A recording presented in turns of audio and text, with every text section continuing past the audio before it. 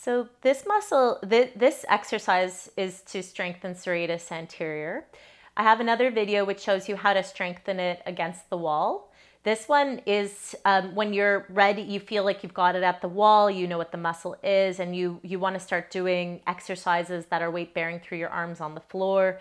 I would try this out to make sure that you get the feeling in this position. So, because sometimes you can get the feeling of the muscle in certain positions, then you change your body and you lose it. So it's really important if you're going to do plank, push-ups, any weight bearing through the arms, that you want to get the sense of this muscle on the ground while you're stabilizing through your arms. So serratus anterior is a muscle that connects to the inner blade of the shoulder blade, right down here at the lower angle, and it wraps around underneath the shoulder blade, and it's got 8 projections. That's why it's called serratus, that connect to the first 8 ribs. And it kind of has these finger-like projections like that kind of wrap around and attach to the rib cage.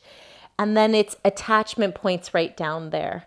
And what the job of this muscle is to hold the shoulder blade on the rib cage.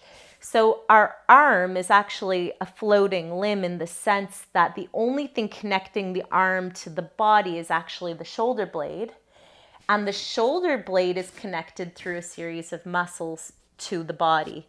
One of the most important of those muscles is serratus anterior, because it hugs this shoulder blade against the rib cage. And often if people aren't engaging this muscle properly, it puts a lot of stress through the shoulder, through the neck, through other muscles. So we want to make, and through the neck, through the nerves, the nerve plexuses as well, especially if the shoulder blade's coming off the rib cage.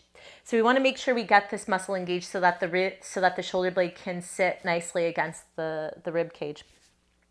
So what we're going to do is get into a tabletop position. Basically, the knees are under the hips and the wrists are under the shoulders.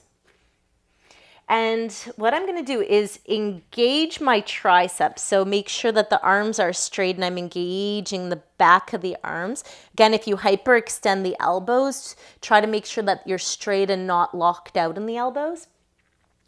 And I'm drawing the inner elbow in and the outer, and that's creating this outward rotation of the upper arm and an inward rotation of the elbow.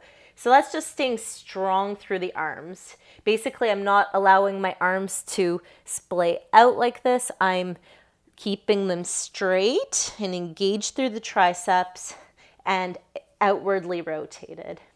So once I'm stable through the arms and the shoulders, what I'm going to do is that I'm going to engage serratus anterior by pushing the ground away from me. And it's like my shoulder blades are hugging up against my rib cage and they're kind of spreading apart almost. Then I'm going to slowly lose that engagement by bringing my chest down towards the ground without bending the elbows again. And then I'm slowly pushing the ground away, bringing my shoulder blades forwards against the ribs. And then I'm going to bring the shoulder blades back together and then pushing away. And this doesn't look like a lot, but it's actually quite tiring when you really isolate the muscle.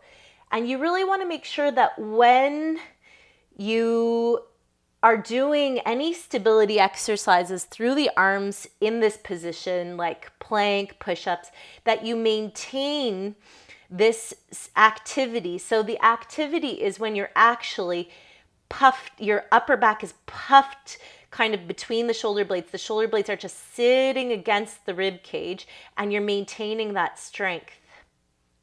And so if I was to do a plank from this position, I would step back into plank and I'm not losing that puff of the shoulders between the shoulder blades.